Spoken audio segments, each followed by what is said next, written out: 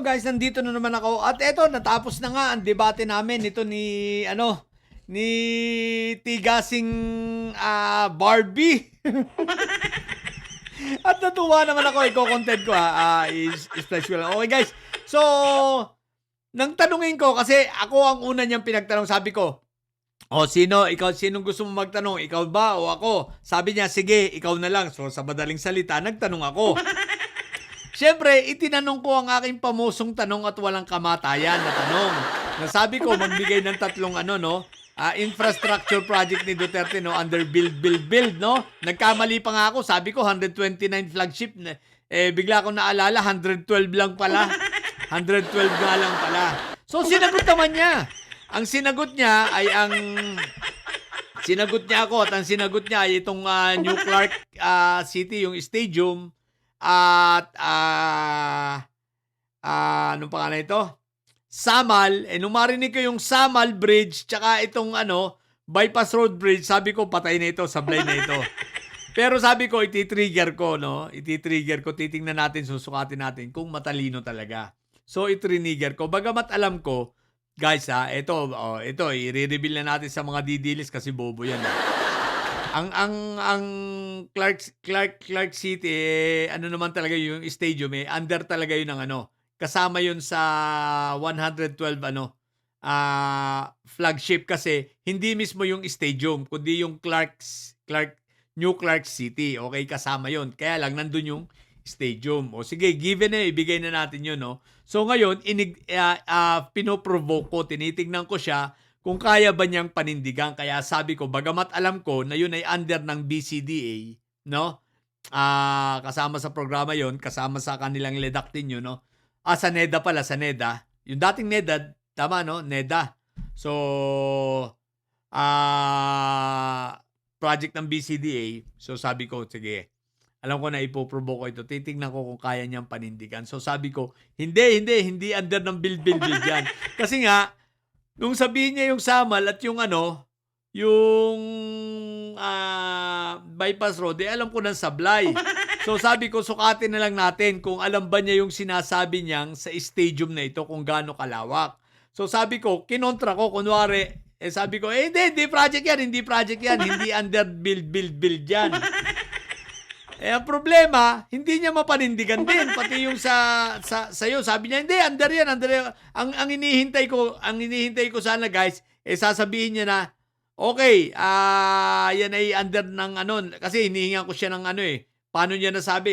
Hinihintay ko, okay, under yan ng BCDA. Okay, at ginawa yan ng simulang i-construct yan ay 2018. Para bang ganun, wala. In short, sabi ko, sige, okay na yan. Punta na tayo sa kasunod. Dahil tatlo hiningi natin. Sa madaling salita, pagdating na sa ano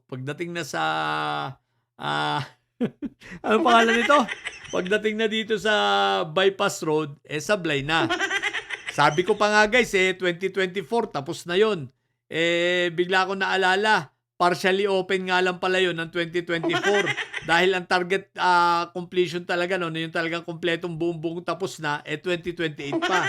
O di ba ga? Pero sinabi niya, tinapos daw ni Duterte yon. What the heck? Tapos itong Samal Bridge, teka lang, 2022 lang yun inaugurate Andun pa nga si Barbie Basti nung nung inauguration nun. Ibig sabihin nung nun. Hindi inauguration, inauguration.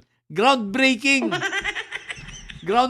nun Nandun pa si Barbie Basti nung i-launch ang project na yon 2022, at ang presidente na nun ay si PBBM. So dito ay sablay na, no? Sayang, may tama sana siyang isa, kaya lang hindi niya kayang panindigan. Hindi niya kayang hindi niya kayang tayuan. Pinoprovoke ko nga siya na tayuan niya kasi para maganda ang discussion, di ba? Hindi naman niya, hindi siya nag-cite ng mga reference, hindi siya nag-cite ng ng kahit na hindi man lang niya nabanggit ang BCDA. Tanggap ko naman yun. Kaya sinabi ko, sige, okay na yan. Kasi alam ko talaga na ito ay under ng build. Kaya lang, pinoprovoke ko siya. Kaya sabi ko, okay na yan. Punta tayo rito. Kasi alam ko na pagdating, binibigyan natin siya ng pagkakataon di ba? Alam natin na pagdating dito sa bypass road at pati sa Samal Bridge, sablay na siya dyan. Alam ko na yan. No? Kumbaga dito naman sa isa, binigyan pa natin siya ng pagkakataon na makapaglabas siya ng mga referensya at makapagbanggit man lang siya. Banggitin man lang niya na ito ay under ng BCDA at ito ay ginawa ng 2018. Para bang mga ganon. Para makita natin kung alam talaga niya ang sinasabi niya. But unfortunately, hindi. So sa madaling salita, hindi ko na tinapos. Bakit? Wala na eh. Isipin mo, ang ipinagpipilitan niya yung meron daw ginawa si Duterte na 29,000 kilometers na road.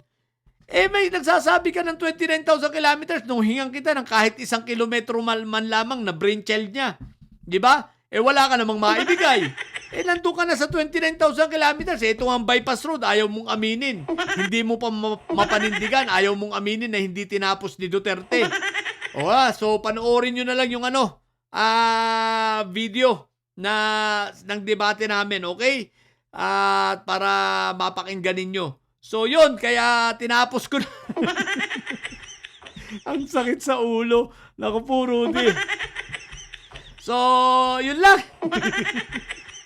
Sayang. Wala, akala ko may laman. Ang lakas makapagsalita na bobo daw tayo mga loyalista, no? Ang hina ng comprehension eh.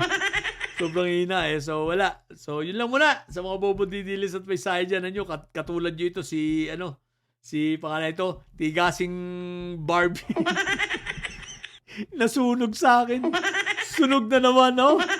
May tama na sana siya. Pagbibigyan na natin eh. Kumbaga, laliman pa ang discussion doon, para masukat lang natin kung alam talaga niya. Sinusukat lang natin kung alam niya na ito ay under BCD, ito ay ginawa ng 2018 at ito ay natapos ng 2022. Di ba? Yung fully completion nito, 2022. Pero wala eh. Sablay eh. So wala. Kumbaga gusto nating sukatin kung talagang ito ay may research, may lalim. Kasi ang sabi nito, nagyayabang mag-aral pa raw tayo, mag-memorya pa raw tayo ng encyclopedia. O di ba ga? So, ang inihintay ko ay magbigay siya ng reference. Kasi dun sa dalawa talaga, sa Samal at sa wala talaga siya referensya may bibigay doon. Pero dito sana sa Clark, meron na siyang referensyang maibibigay dito dahil ito ay talagang completed ito. Meron sana siya. Meron sana siyang mga pagkukunan pero wala eh. Kaya hindi niya na-rebut eh. Ang bobo na nga nung pagkakatanong ko eh, di ba? Kumbaga sinasabi ko, mali ako rito, tanga. Gusto ko sabihin ganun na tanga, totoo yung sinasabi mo, mali ako rito, tatanga-tanga ka lang. Gusto ko lang ilabas kung talagang may alam ka. Kaso ang hinihingi ko ay 3. O di ba ga, pagpalagay mo tama yung isa mo, paano yung 2? Di ba?